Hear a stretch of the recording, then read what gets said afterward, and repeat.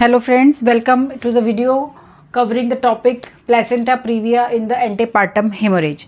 So antepartum hemorrhage means मैंने आपको abruptio placentae वाले में भी बताया था, when the bleeding from the vaginal or into the vaginal genital tract starts before the birth of the baby का delivery होने से पहले अगर आपकी कभी भी ब्लीडिंग हो रही है in the later part of pregnancy, early part of pregnancy अगर हो रही है तो उसे अबॉर्शन कहते हैं. That is not antepartum haemorrhage. तो antepartum haemorrhage after the viability of the baby which is arbitrarily considered around 28 weeks time. तो ये हमारा एंटीपार्टम हेमोरेज प्लेसेंटा प्रीविया. अब इसका एक कॉज है. ऑलमोस्ट जो एंटीपार्टम हेमोरेज के केसेस आते हैं हमने पिछले वीडियो में देखा था, जो आप प्लेलिस्ट में से देख सकते हैं, उसमें 1/3 cases they belong to placenta previa. आप देखिए कि ऑलमोस्ट इसका जो इंसिडेंस है वो अराउंड 0.1 to 2% इसका इंसिडेंस, 0.1 to 2 इन 1000 प्रेगनेंसीज इसका इंसिडेंस हो सकता है प्लेसेंटा प्रीविया का.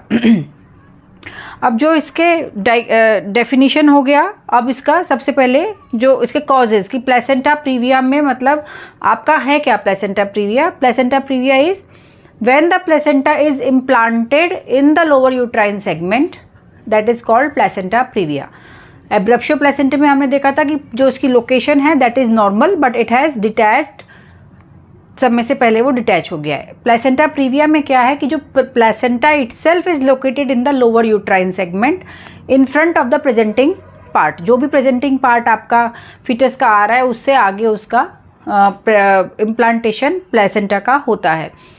तो इस प्रीविया का मतलब है बिफोर. तो इसमें जो ये प्रीविया वर्ड यूज़ किया है placenta previa, it is in relation to the presenting part.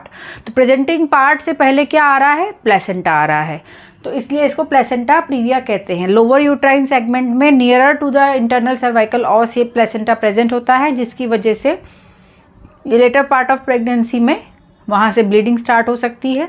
और वो ब्लीडिंग इतनी सीवियर हो सकती है, ऑलमोस्ट 1/3 केसेस में इतनी सीवियर हो सकती है कि इट में cause maternal mortality also. So it is one of the factor जो आपका मॉर्टेलिटी को बढ़ाता है, मैटरनल मॉर्टेलिटी को.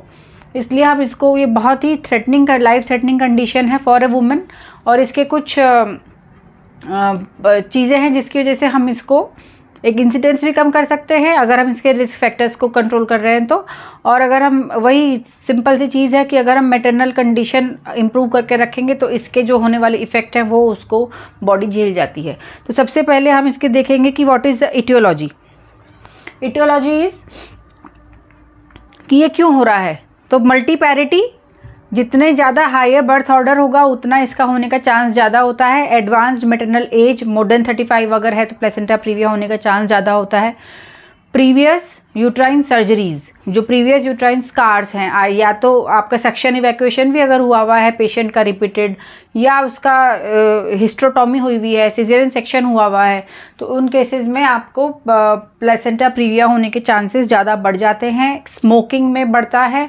और साथ ही साथ अगर मल्टीपल प्रेगनेंसी है, ट्विन प्रेगनेंसी है या ट्रिपलेट्स है, उसमें भी प्लेसेंटा प्रीविया के चांसेस बढ़ जाते हैं.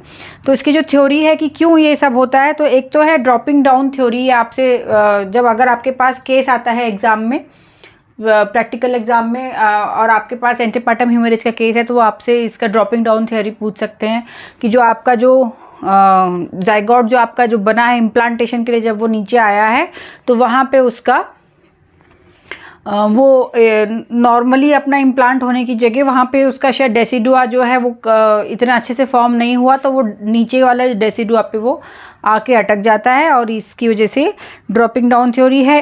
अब जो प्लेसेंटा बनता है उसमें एक कोरियोनिक पार्ट होता है और एक डेसिडुअल पार्ट होता है. तो एक तो हो सकता है कि डिफेक्टिव कोरियोनिक एक्टिविटी परसिस्ट कर जाए, एक्स्ट्रा परसिस्ट कर जाए, और वो दूसरी जगह फिर आपके डेसिडुआ से वहाँ पे आके कांटेक्ट में उसका प्लेसेंटा प्रीविया बना दे. ये जो लोअर लो लाइंग प्लेसेंटा जो होते हैं, टाइप 1 प्लेसेंटा प्रीविया जो होते हैं, उसके लिए हम इसको बताते हैं। सेकेंड इज, अब एक तो हो गया कोरियोनिक एक्टिविटी परसिस्ट कर गई, दूसरा है डिफेक्टिव डेसिडुआ। अगर डेसिडुआ आपका मान लीजिए ठीक से नहीं बना है, चारों तरफ बन गया है, मेम्ब्रेनस हो गया है, उस कंडीशन में अगर डेसिडुआ में डिफेक्ट है तो उस कंडीशन में ना केवल प्लेसेंटा प्रीविया होता है बल्कि प्लेसेंटा जो है एक्रीटा, परक्रीटा और इनक्रीटा भी हो सकता है। तो व्हाट इज़ प्लेसेंटा, यहाँ पे मैं आपको थोड़ा सा बता दूं क्योंकि ये बहुत सीरियस कंडीशंस होती हैं। इस पोस्टपार्टम हेमोरेज, इवन उसमें सिजेरियन हिस्टेक्टोमी की भी ज़रूरत पड़ती है। तो व्हाट इज़ प्लेसेंटा एक्रीटा, प्लेसेंटा हमने पढ़ा था। प्लेसेंटा वाले अगर आप वीडियोस को देखेंगे तो उसमें आएगा कि प्लेसेंटा के ऊपर फिब्रिनॉइड लेयर ऑफ डिजनरेशन होता है जिसे नीटाबुक्स मेम्ब्रेन कहते हैं। तो it prevents further invasion of the this chorionic activity into the decidua. तो वो जो नीटाबुक्स मेम्ब्रेन है आपकी, वो आपकी नहीं हो पाती है इसमें। इस केस में क्या है कि आपका जो पेनिट्रेशन है वो डीप हो जाता है। तो नीटाबुक्स मेम्ब्रेन, ये जो फिब्रिनॉइड डिजनरेशन एब्सेंट होती है in cases of placenta accreta, this can also come as an MCQ। और इसकी वजह से वो जो एक लिमिट हो जाती है कि प्लेसेंटा अब इसके आगे और ग्रो नहीं करेगा, वो नहीं हो पाता और वो it keeps on invading the maternal tissue. तो प्लेसेंटा एक्रीटा में क्या होता है, in case of placenta accreta, तो एक्रीटा, परक्रीटा एंड एक्रीटा, इनक्रीटा एंड परक्रीटा, एक्रीटा, इनक्रीटा। तो एक्रीटा में क्या होगा कि वो केवल आपका डेसिडुआ में फाइब्रिनॉइड डिजनरेशन नहीं होगी, तो जो यहाँ से इसी फाइब्रिनॉइड डिजनरेशन वाला जो पार्ट है, लेयर है, उसी से जो आपका डेसिडुआ सेपरेट होता है वो नहीं हो सकता। तो वो मॉर्बिडली एडिरेंट प्लेसेंटा, इसमें after delivery of the baby ये प्लेसेंटा आपका निकलता नहीं है। इनक्रीटा में क्या होता है कि मायोमेट्रियल इन्वेजन भी हो जाता है इसमें, ये इतनी डीप चली जाती है कि यूट्राइन मायोमेट्रियम इन्वेजन भी हो जाता है। और परक्रीटा में क्या होता है कि पूरा का पूरा मायोमेट्रियम इन्वेजन होके और ये आपका सिरोजा को भी इन्वेड कर जाता है, साथ ही साथ कोई अगर विसरल ऑर्गन है कभी कभी ये वहाँ तक भी पहुँच जाता है। So these are the about the placenta accreta. अब प्लेसेंटा एक्रीटा और प्लेसेंटा प्रीविया में आपस में रिलेशन होता है, that is an important question specially for those who are post graduates. उनको ये बात पता होनी चाहिए। अगर आपका patient is a prior uterine surgery, there is a history of prior uterine surgery either in the form of hysterotomy और caesarean, prior uterine surgery present है, प्लस उसमें प्लेसेंटा प्रीविया भी है। स्पेशली कौन सा, anterior location is more common of placenta. So prior uterine surgery भी है और उसी केस में प्लेसेंटा प्रीविया भी है। इन सच केसेस अगर एक सर्जरी है उसकी प्रायर सर्जरी, तो प्लेसेंटा एक्रीटा होने का चांस उसका कितना हो जाता है, around 4%। This is accreta is a threatening condition, it may require this caesarean hysterectomy also. तो एक यूट्राइन स्कार है उसके पास और उसके पास प्लेसेंटा प्रीविया भी वो आपके पास आई है, तो आप ये मान के चलें कि ऐसी वुमेन 100 में से 4 को प्लेसेंटा एक्रीटा होगा। और यही अगर आपके मल्टीपल सिजेरियन है, प्रायर सिजेरियन डिलीवरीज है मल्टीपल, एंड तो उसका कितना चांस हो जाता है,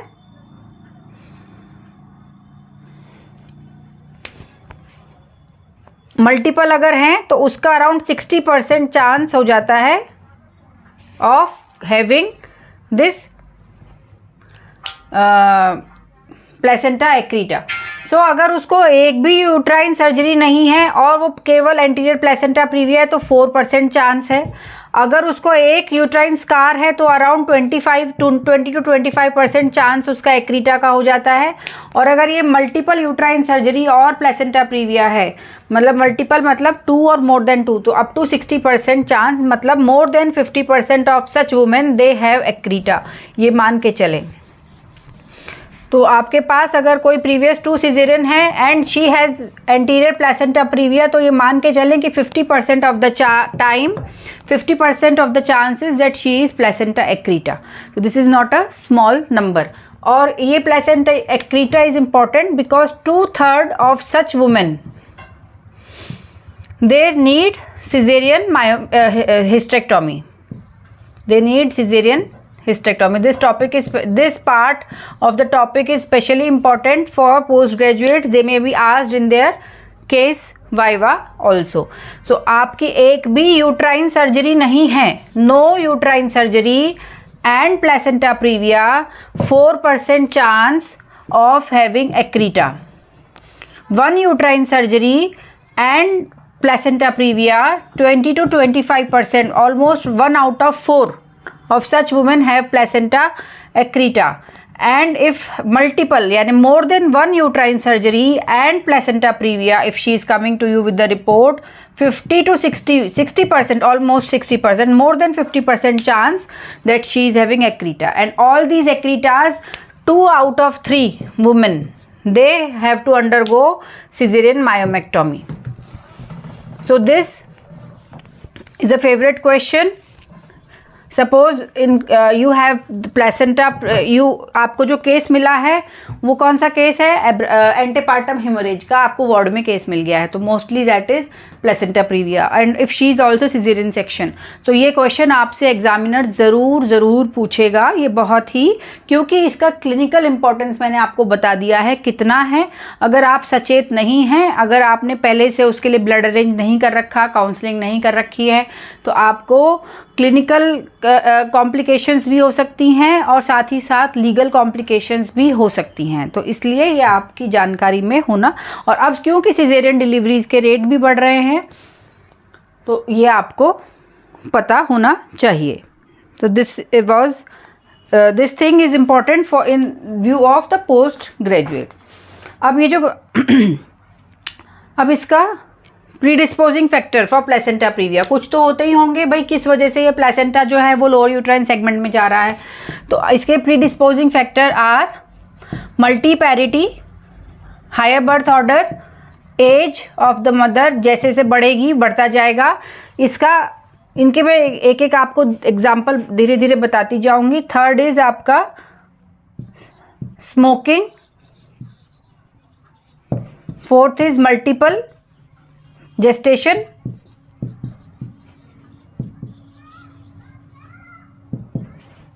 मल्टीपैरिटी में क्यों होता है? मल्टीपैरिटी में ये माना जाता है, the theory behind this, the reason behind this, कि जब एक बार एक जगह प्लेसेंटा आपका एडियर हो गया इन वन प्रेगनेंसी, तो वो कुछ कॉन्स्टिट्यूशनल चेंजेस उस एरिया में ले आता है, जिसकी वजह से इट इज़ सेड कि next placenta will not be overlying that same part. वो कहीं और आपका जाके अटैच होगा, उस पार्ट पे नहीं हो पाता. तो जितना ज़्यादा उसकी हायर बर्थ ऑर्डर है, आप समझ जाइए कि उसके उतना यूट्राइन सरफेस जो है वो यूज़ हो चुका है, तो इसलिए वो लोअर यूट्राइन सेगमेंट में आने के चांस ज़्यादा है. एज का जो रिस्क फैक्टर है, एक तरीके से it could B indirect risk factor. Actual reason अभी एज की वजह से पता नहीं चला है कि क्यों है. इट मे बी बिकॉज कि एज के साथ मल्टीपैरिटी होती है. अगर कोई 35 प्लस वुमेन अगर प्रेग्नेंट हो रही है तो देयर आर चांसेस कि उसमें पहले भी बर्थ हुए होंगे. लेकिन अभी तक why increasing age is causing this is not known. अगर प्रायर उसके इवैक्यूएशन भी हुए हैं, दैट में also cause damage. Previous caesarean भी अगर उसका हुआ है, प्रीवियस सिजेरियन डिलीवरी से भी आपका इसके चांसेस बढ़ते हैं. स्मोकिंग से इसलिए बढ़ते हैं क्योंकि प्लेसेंटा जो है कार्बन मोनोऑक्साइड का जो एक्यूमुलेशन होता है, तो उसका हाइपोक्सिया को अवॉइड करने के लिए प्लेसेंटा साइज की वजह से वो आपको बढ़ जाता है. Multiple gestation, higher order 2 foetus हैं, प्लेसेंटल साइज थोड़ा बड़ा है, लार्ज है, तो it may encroach the lower uterine segment. तो दीज आर द कॉजेज. अब पैथोलॉजिकल एनाटमी अगर हम देखेंगे तो प्लेसेंटा इसका जो होता है वो आपका लोअर यूट्राइन सेगमेंट में होता है, तो वहाँ पे आपकी वैस्कुलैरिटी बढ़ती है. सर्विक्स भी जो है, मैटरनल सर्विक्स भी थोड़ी सी फ्राइबल हो जाती है लोअर यूट्राइन सेगमेंट में। अगर आप उसका सी सेक्शन करते हैं तो देखते हैं कि बहुत ज़्यादा टॉर्चुअस वेन्स आपको लोअर सेगमेंट पे नज़र आती हैं। सो टाइप ऑफ डिग्री, अब इसका एक क्लिनिकल इम्प्लीकेशन के लिए, क्योंकि टाइप 1, टाइप 2, टाइप 3, टाइप 4, कुछ केसेस, कुछ टाइप में caesarean is the only solution और कुछ केसेस में you can try for vaginal delivery. So type of placenta, type 1, type 2, type 3 and type 4. Type 1 is, it is said low lying, placenta is low lying but it is not coming up to the internal os. Second type 2 जो होता है, it is just reaching, वो बिल्कुल internal ऑस के margin तक पहुंच जाता है, just reaching the internal ऑस. Third one is type 3 is partially it is covering the internal ऑस. जब इंटरनल ऑस क्लोज है तो वो पूरा उसके ऊपर है. जब वो अगर मान लीजिए डायलेट होना शुरू होती है तो some part of dilated internal os will not have that placenta over it. And type 4 it is complete placenta previa. It is complete placenta previa. That means कि पूरा का पूरा आपका जो प्लेसेंटा है वो जैसे यहाँ पे अगर आपका हम ये देखें, ये इंटरनल ऑस है, तो जो टाइप 1 लो लाइंग है, सो लो लाइंग कुड बी कि प्लेसेंटा ऐसे आ रहा है और यहाँ तक आके रुक गया, इंटरनल ऑस तक नहीं आया. अब जो टाइप 2 है इट मे बी कि वो आएगा केवल ऑस तक आके रुक जाएगा. एंड टाइप 3 में जो होगा वो आपका इस तरीके से होगा कि जब ये डायलेट होगी तो कुछ पार्ट उसका रह जाएगा. बट टाइप 4 जो होता है it is completely over the covering the os. So these are the types of placenta previa. इसमें टाइप 1, टाइप 2 को फिर से दो पार्ट में बांटा गया है. टाइप 2 एंटीरियर जहाँ पे एंटीरियर लोकेशन है, एंड टाइप 2 पोस्टीरियर जहाँ पे प्लेसेंटा की पोस्टीरियर लोकेशन है. So type 2 posterior placenta previa is also called dangerous placenta previa. So आपसे कोई पूछता है what is dangerous placenta previa, it is, आप सोचेंगे कि कंप्लीट प्लेसेंटा प्रीविया होता होगा. No, it is type 2 posterior. इसको डेंजरस प्लेसेंटा प्रीविया कहा जाता है. क्यों, वो मैं अभी आपको तुरंत बता देती हूँ ताकि आप उसे कोरिलेट कर सकें. टाइप 2 पोस्टीरियर में क्या होता है, हमें पता है कि वहाँ पे सैक्रल प्रोमोन्ट्री है, पीछे सैक्रम है, ये सैक्रल प्रोमोन्ट्री है, ये आपकी बर्थ कैनाल है, ये आपकी आगे की वॉल है. तो जब आपका ये प्लेसेंटा टाइप 2 जो मार्जिन तक पहुंचता है तो उसका जो मेजर बल्क है वो अराउंड 2.5 सेंटीमीटर तक के आसपास का सेंटर में होता है. तो वो कहाँ आ जाता है, it almost that centre of the placenta it almost covers the this sacral promontory, it almost covers, और यहाँ से ये आपकी कॉर्ड जा रही है. तो इससे क्या होता है कि जो ये आपका पेल्विक इनलेट का एंटेरो पोस्टीरियर डायमीटर है वो 2.5 सेंटीमीटर का, तो यहाँ पे प्लेसेंटा ने जगह घेर ली. तो आपका जो फिटल प्रेजेंटिंग पार्ट है अगर, तो वो आपका यहाँ एंगेज नहीं हो सकता क्योंकि वो एंटेरो पोस्टीरियर डायमेंशन जो आपकी डायमीटर है उसको कम कर रहा है. तो यहाँ पे आपको एंटर होने में हेल्प नहीं मिल पाती है, वो जगह घेर लेता है. तो इस कंडीशन में ये कंप्रेस भी नहीं हो पाता, और अगर यहाँ पे इसमें से ब्लीडिंग स्टार्ट हो गई तो it is not controlled by anything. So ये इसलिए इम्पॉर्टेंट है टाइप 2 प्लेसेंटा प्रीविया. एक होता है स्टालवर्दी साइन, वो भी इसी के लिए है. स्टालवर्दी साइन में क्या करते हैं कि जब हम फिटल हेड को प्रेस करते हैं पोस्टीरियरली, तो क्योंकि वहाँ पे आपकी कॉर्ड भी प्रेजेंट है प्लेसेंटा की, वो कंप्रेस होके आपके फिटल हार्ट साउंड जो है वो स्लो हो जाते हैं. तो ये Stallworthy sign positive is an indicate also seen in cases of type 2 posterior placenta previa. लेकिन ये स्टालवर्दी साइन कभी कभी फॉल्स पॉजिटिव भी हो सकता है, मतलब there is no placenta previa but still it can come as positive अगर आपने बहुत फोर्सफुल हेड को पकड़ा हुआ है. तो अगर आपने बहुत फोर्सफुली पकड़ा है, तो इसलिए स्टालवर्दी साइन को अगर आपको वाकई में एलिसिट करना चाहते हैं तो आपको बहुत जेंटल प्रेस करना होता है. इट इज़ नॉट कि आप पूरा फोर्स लगा के हेड को पकड़ेंगे तो वो वैसे ही हेड कंप्रेशन से उसका FHS लो हो जाएंगे. So these are the degrees of placenta previa. अब ये प्लेसेंटा प्रीविया को जो है what is the cause of bleeding in this placenta previa, क्यों प्लेसेंटा प्रीविया में ब्लीडिंग होती है। जो प्लेसेंटा आपका नॉर्मली अपर यूट्राइन सेगमेंट में जब वो प्रेजेंट है और वो प्री मैच्योर सेपरेशन हो गया तो हमें पता है एब्रेप्शियो प्लेसेंटे होता है, लेकिन इसमें क्यों होती है ब्लीडिंग। देखिए जो प्लेसेंटा है वो इन लेटर पार्ट ऑफ प्रेगनेंसी तक वो ग्रो होना बंद हो जाता है, राइट। और आपका जो लोअर यूट्राइन सेगमेंट है जहाँ पे वो प्लेसेंटा प्रेजेंट है, लोअर यूट्राइन सेगमेंट जो है इसकी ग्रोथ ही ज़्यादा कब होती है, लेटर पार्ट ऑफ प्रेगनेंसी में। लेटर पार्ट ऑफ प्रेगनेंसी में ये ग्रो करता है और तब तक प्लेसेंटा की जो इलास्टिसिटी कह लो या उसकी ग्रोथ पोटेंशियल कह लो वो नहीं होती है। तो जब ये ग्रो करना शुरू करता है, प्लेसेंटा इसी पे अटैच है, तो वो तो अपना एक जगह मान लीजिए पहले वो इतने पोर्शन पे अटैच था, अब ये पोर्शन जो है ये इतना बन गया। तो ये जो शेयरिंग इफेक्ट होता है इसकी वजह से यहाँ पे इसके साइनसेस खुल जाते हैं और वहाँ से वो ब्लीडिंग होती है। तो जब वो साइनसेस खुले हैं वहाँ पे आके थ्रोम्बस जमा हो जाता है तो वो साइनस सील हो जाते हैं, ब्लीडिंग बंद हो जाती है एंड प्रेगनेंसी कंटिन्यू हो जाती है। कभी कभी क्या होता है कि जब ये शेयरिंग होता है साइनसेस खुलते हैं पर बंद नहीं हो पाते हैं क्योंकि वो बहुत बड़ा खुल गया है, तो इसकी वजह से ब्लीडिंग परसिस्टेंट रह जाती है एंड उस केस में वो लाइफ थ्रेटनिंग हो सकता है।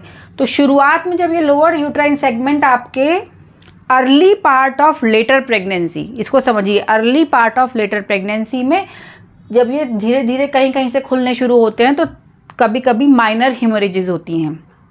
वो भी कौन सी होती हैं, पेनलेस, हल्की फुल्की उसको ब्लीडिंग आती है। तो अगर पेशेंट इस प्रकार से आ रही है हल्की फुल्की ब्लीडिंग तो उसको हम क्या कहते हैं, वार्निंग साइन, वार्निंग हेमरेज बोलते हैं, क्योंकि शुरुआत में ऐसा हुआ है, आगे जाके वो और बड़ा साइनस खुल सकता है वहाँ पे शेयरिंग की वजह से, और क्या होगा फिर बहुत टॉरेंशियल ब्लीडिंग वहाँ से शुरू हो जाएगी, बहुत तेज़ ब्लीडिंग शुरू हो जाएगी। तो इसलिए इनको वार्निंग हेमरेजेस बोलते हैं, क्योंकि अगर आपने इनको मिस कर दिया और आपने ये डायग्नोज नहीं किया या आपने उसको प्रिपेयर नहीं किया उस हिसाब से महिला को, तो आपको महिला की जान से भी हाथ धोना पड़ सकता है। तो इसलिए वार्निंग हेमरेज जिन्हें कहा जाता है, अगर later part of pregnancy में any woman if she comes without pain with bleeding, in later part of pregnancy if a woman comes without pain and with bleeding PV, it is considered to be placenta previa unless proved otherwise. later part of pregnancy है यानी कि after suppose 24 to 26 weeks के बाद वो आपके पास आ रही है and she has come to you, there is no pain but there is vaginal bleeding, so you label her as placenta previa unless and until it is proved कि there is some other cause. Some other cause can be yes local causes जो 5% होते हैं, हमने देखा था, otherwise ये placenta previa ही हम इसे मानेंगे और उसी प्रकार से हम इसको इन्वेस्टिगेट करेंगे, मैनेज करेंगे। अगर डायग्नोसिस चेंज होती है then we will give treatment accordingly, otherwise we will treat her in that way only. अब जो ये फिर से पोस्ट ग्रेजुएट्स के लिए बात क्वेश्चन है कि कितने % में कब कब ब्लीडिंग होती है, हेमरेज जो है ब्लीडिंग के साथ जो महिला आ रही है वो किस जेस्टेशन पे कितने % आती हैं। तो आप इसे डिवाइड करिए, less than 30 weeks, 30 to 36 weeks and more than 36 weeks. 1/3 women आपकी 30 वीक्स से पहले आ जाएंगी, 1/3 आपकी आ जाएंगी 30 से 36 के बीच में और 1/3 आपकी आएंगी आफ्टर 36। फीटल प्रोग्नोसिस जो मैटर करता है वो उस बात पे मैटर करता है कि कितनी जेस्टेशनल एज पे उसको ब्लीडिंग स्टार्ट हो रही है। जितनी देर से जेस्टेशनल एज पे ब्लीडिंग स्टार्ट होगी फीटल प्रोग्नोसिस उतना अच्छा होगा। 36 वीक्स के बाद अगर वो आ रही है विद द ब्लीडिंग तो आप उसको टर्मिनेशन ऑफ प्रेगनेंसी ही आप उसको करेंगे एडवाइस।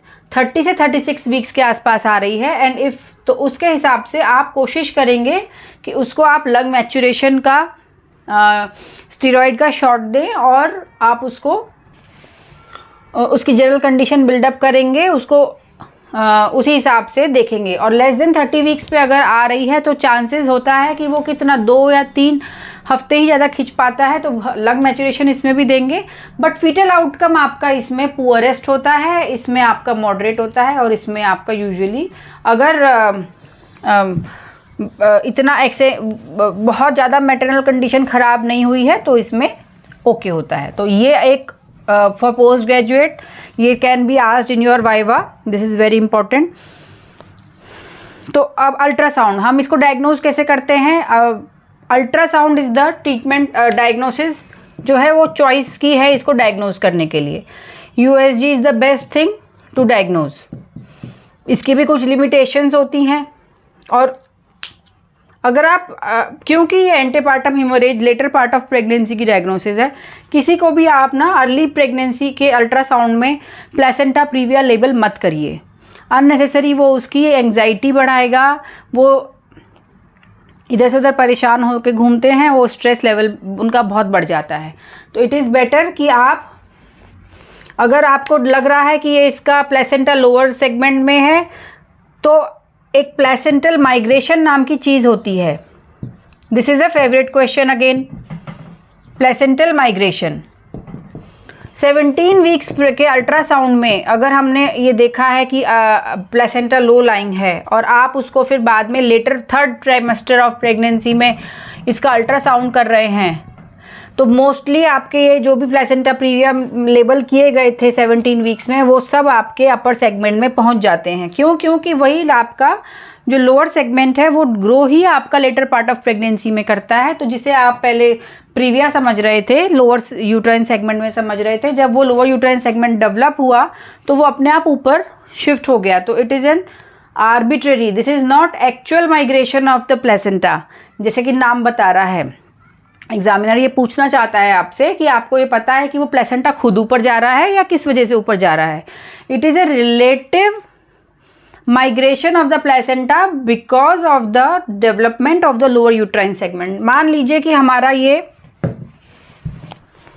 प्लेसेंटा है यहाँ पे, सॉरी ये हमारा अर्ली प्रेगनेंसी का यूट्रस है, और हमें ये दिख रहा है कि प्लेसेंटा हमारा यहाँ पे है within 2 centimetre of the os. हमने देखा इसको, हमें लग रहा है कि ये आपका लो लाइंग प्लेसेंटा है, लेकिन जब लेटर पार्ट ऑफ प्रेगनेंसी में ये ग्रो हुआ पूरा, तो लोअर सेगमेंट आपका अच्छे से डेवलप हुआ, तो ये यहाँ पहुँच गया। तो this is not in the diagnostic criteria. तो ये क्या हो गया, इसका प्लेसेंटा माइग्रेट हो गया। अरे ये तो ऊपर चला गया, पहले नीचे था। चला नहीं गया है, एक्चुअल में वो नीचे वाला पार्ट डेवलप हो गया है, वो डेवलप हो गया है जिसकी वजह से आपको ये लग रहा है कि ये ऊपर चला गया है। So this is relative migration, this is not actual migration of the placenta.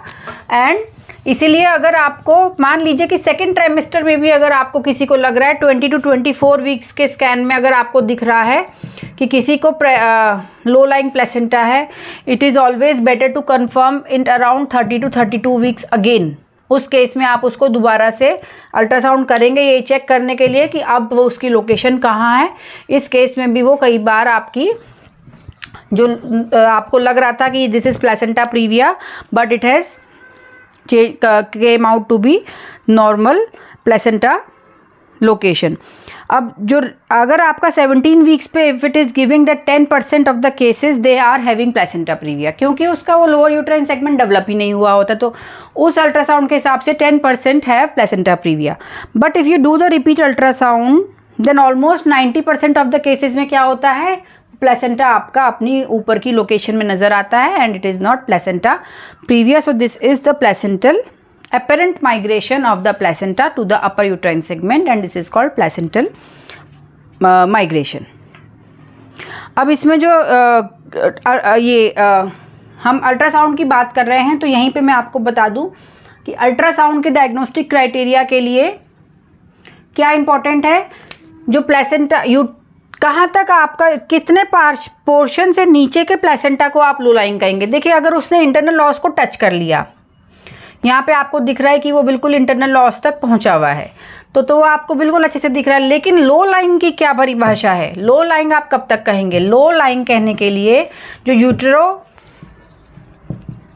यूट्रोवेसाइकल fold है, जहाँ से आपका जो ब्लैडर जहाँ तक आ रहा है, और फिर वो यूट्रोवेसाइकल फोल्ड जो है आपका, वो उसके नीचे तक अगर प्लेसेंटा आ रहा है तो it is called placenta previa. Low lying placenta. अब ये तो आ गया जब एंटीरियरली लोकेटेड प्लेसेंटा है, okay, this is very easy to locate, but in cases of posterior location, when placenta is posteriorly located, ultrasound से उसको पिकअप करना लो लाइंग प्लेसेंटा को थोड़ा सा डिफिकल्ट हो जाता है, क्योंकि एक तो क्या है, प्रेजेंटिंग पार्ट जो है उसकी इकोजेनिसिटी वगैरह की वजह से वहाँ तक रेज पहुँच नहीं पाती हैं।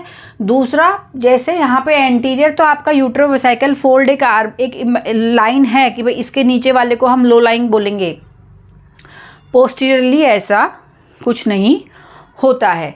कभी कभी हमें ये एंटीरियरली हमने यूट्रोवेसाइकल फोल्ड को माना है, लेकिन अगर आपका बहुत ही ज़्यादा डिस्टेंडेड ब्लैडर है तो भी हमको नॉर्मली लोकेटेड प्लेसेंटा कैसा नज़र आएगा कि वो यूट्रोवेसाइकल फोल्ड के नीचे आ गया।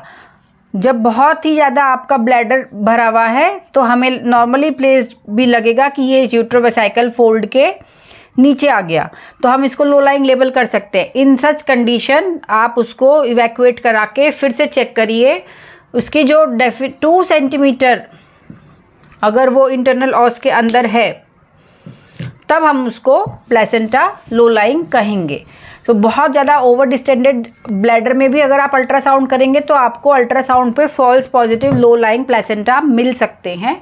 क्यों? क्योंकि वो आपका ओवर डिस्टेंट होने की वजह से वो जो मार्क है वो ऑलरेडी ऊपर पहुंच गया है, तो नॉर्मल लाइंग भी आपको लो लाइंग नज़र आते हैं। तो अगर आपको कोई डाउट है तो आप उसको ब्लैडर को इवैक्यूएट करके फिर से एक बार उसका अल्ट्रासाउंड करा सकते हैं। Clinical features, this is very important. The bleeding is woman comes in her later part of pregnancy with the bleeding, only bleeding and nothing else, there is no other symptom, कोई pain नहीं होता है unless and until कभी कभी जब ये separate होता है तो जो ब्लड होता है वो यूट्रस को इरिटेट करके प्रीटर्म लेबर भी स्टार्ट कर सकता है, unless she is in labour. तो अगर वो लेबर में है तो एब्रप्शो प्लेसेंटे में कैसे पेन होता है उसका हमने देखा था, एब्रप्शो प्लेसेंटे में उसका बस सिर्फ यूट्राइन टोन बढ़ा होता है, उसमें रेगुलर यूट्राइन कॉन्ट्रैक्शन नहीं होते, वो बीच बीच में रिलैक्स नहीं होता है। तो इस कंडीशन में आपका क्या है, इसमें आपके हो सकता है वो माइल्ड यूट्राइन कॉन्ट्रैक्शन के साथ आए, बट जब उसका ऑनसेट हुआ है, ये जो पेन है it has started after some time of the bleeding, वो उसके साथ एसोसिएटेड नहीं होता है। तो उसका टिपिकल सिम्टम है, मैं कुछ नहीं कर रही थी, मुझे कुछ पता नहीं था, कोई दर्द नहीं हुआ, कुछ नहीं हुआ, बस ब्लीडिंग शुरू हो गई। सो ऐसी कंडीशन को मैंने अभी बताया था, you will label as placenta previa and manage accordingly, and you will also differentiate it from this abruptio placentae, which is also important cause of this antepartum hemorrhage। तो ये आपकी चीज़ें इंपॉर्टेंट है। अब आपको per vaginal examination is a big no. आप कोई patient आपने उसको डायग्नोसिस दे दी प्लेसेंटा प्रीविया की, एंटीपार्टम हेमरेज की, आप उसका पीवी नहीं करेंगे unless and until it is proved कि that she is not previa.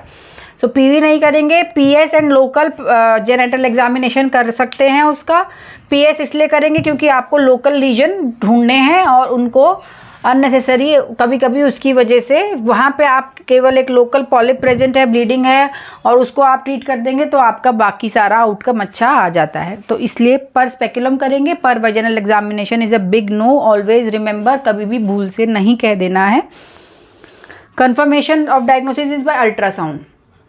Ultrasound में जो हमने फीचर्स देखे क्या कर सकते हैं। अब एक इम्पॉर्टेंट पार्ट जो फिर पोस्ट ग्रेजुएट्स के लिए मैं यहाँ पे बताना चाह रही हूँ, अल्ट्रासाउंड में ऐसे कौन से फीचर होते हैं जो कि आपको नज़र आए तो आपको ये ध्यान रखना है कि ये प्लेसेंटा एक्रीटा हो सकता है। इसमें जो एक इकोल्यूसेंट लेयर होती है अल्ट्रासाउंड के बेस में, जहाँ पे अल्ट्रासाउंड जहाँ पे आपका प्लेसेंटा जो है मायोमेट्रियम उस डेसिडुआ के साथ होता है, तो वहाँ पे एक इकोल्यूसेंट लेयर होती है, एक पतली सी, बहुत पतली सी लेयर होती है इकोल्यूसेंट, थोड़ी ब्लैकिश होगी, वो ब्लैकिश टाइप की होती है दोनों के जंक्शन के बीच में। ये इकोल्यूसेंट लेयर जो है ये एब्सेंट होती है, तो आपके दिमाग में आ जाना चाहिए, सोनोलॉजिस्ट के दिमाग में आना चाहिए कि this can be placenta accreta. तो यानी कि वहाँ पे जो फिब्रिनॉइड डिजेनरेशन वाली लेयर है वो एब्सेंट है। साथ ही साथ अगर आप उसमें डॉपलर लगा रहे हैं तो जो आपके मायोमेट्रियम में भी आपको बहुत ज़्यादा वेस्कुलरिटी नज़र आएगी उस सरफेस पे, बड़ी बड़ी लेक्स ऑफ ब्लड आपको नज़र आएंगे। तो ये एक इकोल्यूसेंट लेयर जो होती है वो गायब होती है अल्ट्रासाउंड पे, अगर ये ऐसा है। अगर प्रीवियस सिजेरियन डिलीवरी है, अगर वो प्लेसेंटा प्रीविया है, तो आप जानते हैं कि ऑलमोस्ट 25% चांस है शी में है एक्रीटा। सो आप सोनोलॉजिस्ट से बात करिए कि सर आप प्लीज़ इसको ध्यान दीजिएगा कि इसमें एक्रीटा के साइंस हैं या नहीं हैं, एक चीज़। दूसरी चीज़, MRI से भी हम डायग्नोज कर सकते हैं, but that is of not of choice, क्योंकि उसमें क्या होगा, उसमें एक तो वो बहुत कॉस्टली होता है, हर जगह इजीली अवेलेबल नहीं होता है, और अल्ट्रासाउंड से हमारी डायग्नोसिस इजी हो जाती है। तो इसलिए हमें although MRI can diagnose, but it is not the diagnostic modality of choice. So these are the things. Clinically हमने आपको शुरू में मान ही लिया है कि ये प्लेसेंटा प्रीविया है, बाकी अल्ट्रासाउंड से हम उसको कन्फर्म कर लेते हैं। तो दिस इज़ अबाउट अल्ट्रासाउंड कौन कौन से कर सकते हैं। एक क्वेश्चन आता है, बड़ा अच्छा क्वेश्चन है कि भाई PV एग्जामिनेशन को तो हम मना करते हैं और TVS जो है वो कहते हैं कि वो हम कर सकते हैं। Why so? Because PV examination में हम फिंगर डालते हैं और हम सर्विक्स को भी मैनिपुलेट करते हैं, है ना, वो हमें नहीं करना है। TVS को हम जब इंसर्ट करते हैं तो हमें वो बहुत अंदर तक नहीं डालना है, उससे आपका जो एरिया ऑफ विजुअलाइजेशन है वो बहुत नज़दीक आ जाता है और वहाँ से आपको इंटरनल लॉस और वो जो लोकेशन ऑफ प्लेसेंटा है वो ईजी नज़र आ जाती है। आपको ट्रांसवेजिनल प्रोब इतना अंदर डालेंगे जिससे कि वो सर्विक्स तक ना पहुँचे, सर्विक्स तक ना पहुँचे। हमें पता है सर्विक्स तक कितनी दूरी में पहुँचता है, तो हम उसी हिसाब से गार्ड करके हम उसको प्रोब को अंदर डालते हैं। ट्रांसपेरिनियम भी हम कर सकते हैं to apply it on the perineum, then that is also easily accepted by the patient. So this is the about clinical condition. Now coming to differential diagnosis of this placenta previa. Differential diagnosis वही है, आपके antepartum haemorrhage के क्या क्या causes थे, एक placenta previa, abruptio placentae and local causes. तो abruptio local causes के लिए PS में वो क्लियर हो जाता है कि दिस इज लोकल कॉज। अब एब्रप्शो प्लेसेंटे और प्लेसेंटा प्रीविया में क्लिनिकली अगर हम देखते हैं तो प्लेसेंटा प्रीविया में पेनलेस ब्लीडिंग है, एब्रप्शन में क्या होता है, पेनफुल ब्लीडिंग होती है। आप और ये तो इसका क्लिनिकली जो वो प्रेजेंट कर रही है। अल्ट्रासाउंड में आपको पता चल जाएगा लोकेशन, अगर उसकी नॉर्मल सेगमेंट में है तो अपर सेगमेंट में है तो that is abruption, lower segment में है तो दिस इज़ प्रीविया। फिर साथ ही साथ उसका जो कलर ऑफ ब्लड है, it is fresh in placenta previa and it is dark, थोड़ा सा डार्क हो जाता है in case of abruption. Clinical condition अगर हम पेशेंट की एसेस करेंगे तो क्या आएगा कि जो जनरल कंडीशन है it is corresponding to the amount of bleeding that is she is saying. Abruption में रिवील्ड में ऐसा होता है बट कंसील्ड में it is out of proportion. Height of uterus अगर है तो it is corresponding in case of placenta previa. Height of uterus corresponding नहीं होता है in case of concealed placenta abruption में, उसमें थोड़ा सा ज़्यादा होता है। यूट्राइन टोन बड़ी होती है इन केस ऑफ एब्रप्शन और प्लेसेंटा प्रीविया में uterus is easily relaxed. Placenta previa में क्योंकि आपका लोअर यूट्राइन सेगमेंट में क्या है, आपके लोअर यूट्राइन सेगमेंट में क्या प्रेजेंट है, प्लेसेंटा प्रेजेंट है, तो इसलिए प्रेजेंटिंग पार्ट आ नहीं सकता, तो माल प्रेजेंटेशन के चांसेस प्लेसेंटा प्रीविया में ज़्यादा होते हैं as compare to antepartum haemorrhage.